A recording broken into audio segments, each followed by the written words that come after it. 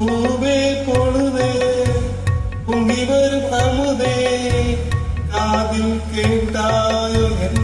வாழ்க்கை உன்னை எண்ணி நான் தான் ஒரு ஊர்கோலம் போனேன் தன்னந்தனியாக நிற்கும் தேர்வோ